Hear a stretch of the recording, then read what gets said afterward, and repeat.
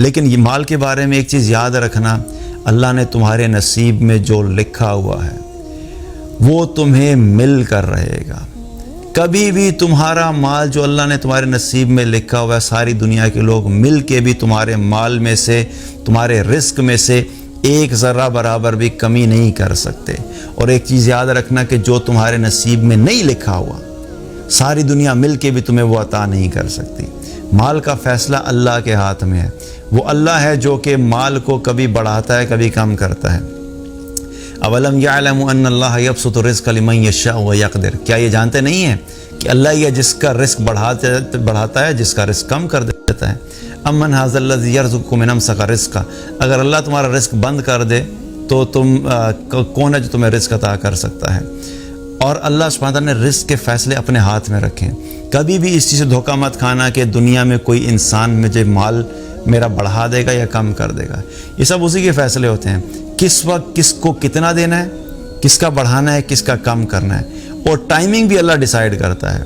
کبھی کبھی انسان اپنی لائف میں فرسٹریٹ ہو جاتا ہے، اس کو اپنے کیریئر کے شروع میں زیادہ مال کی خواہش ہوتی ہے، لیکن اللہ نے اس وقت لکھا نہیں ہوتا۔ اللہ نے ایک وقت لکھا ہوتا ہے کہ میں نے کس ٹائم پہ جا کے کس کو اتنا مال دینا ہے۔ تو کبھی بھی مال کمانے کے معاملے میں جو ہے وہ امپیشنٹ نہیں ہونا، بے صبرے نہیں ہونا، کبھی حرام کی طرف مت جانا، کبھی اس کی غلامی مت اختیار کرنا۔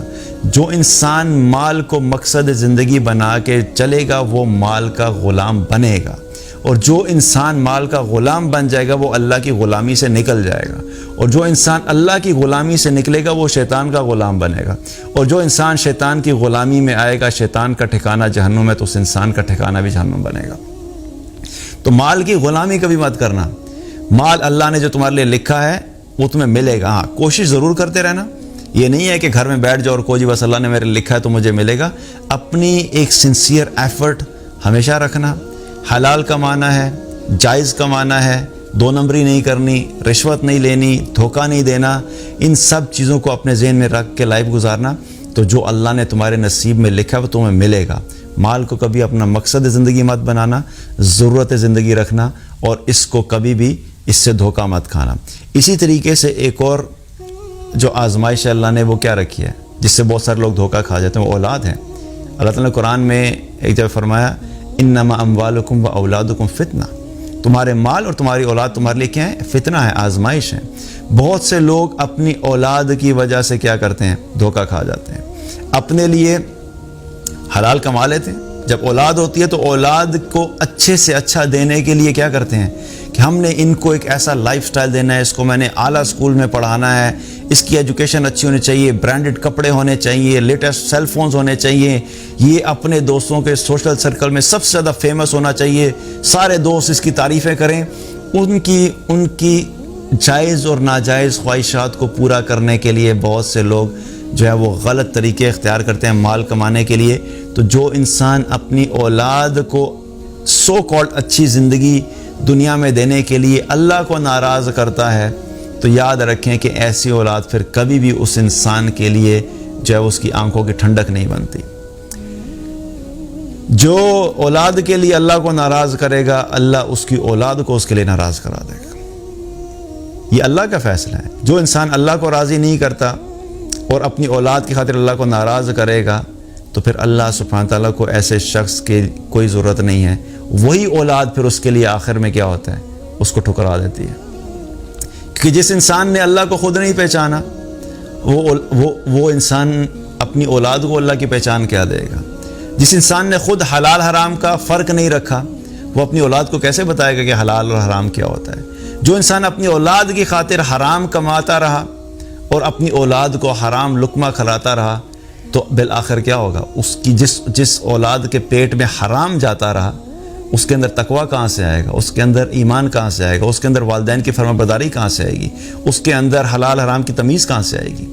تو یہ والدین جو ہوتے ہیں بہت بڑا دھوکہ کھاتے ہیں اپنی اولاد کی وجہ سے۔ تو اولاد جو ہے، اولاد کا دھوکہ بھی جو ہے، اس سے بھی ہمیں بچنا ہے۔ اولاد کو ہمیشہ جائز اور حلال طریقے سے ان کے لیے کمائی کرنی اور ان کے اوپر حلال ہی خرچ کرنا چاہیے۔ اسی طریقے سے ایک اور بہت بڑا دھوکہ ہے جو کہ لوگ اس دنیا میں کھاتے ہیں، وہ ہے وقت سے دھوکہ کھاتے ہیں۔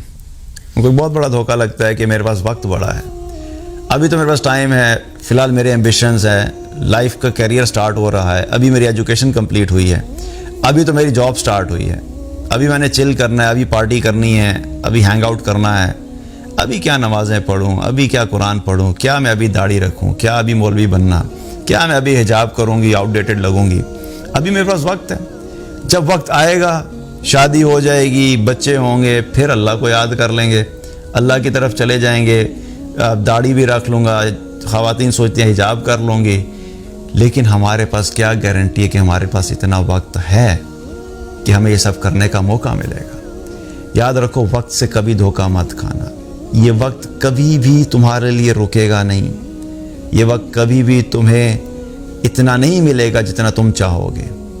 وقت تمہارے پاس اتنا ہی ہے جتنا اللہ نے تمہارے مقدر میں لکھ دیا ہے، اور کس کے لیے اللہ نے کتنا وقت مقدر میں لکھا ہے وہ اللہ نے کسی کو نہیں بتایا.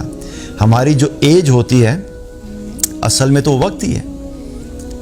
کسی کو 40 سال کا وقت ملتا ہے، کسی کو 50 سال کا وقت ملتا ہے، کسی کو 20 سال کا وقت ملتا ہے.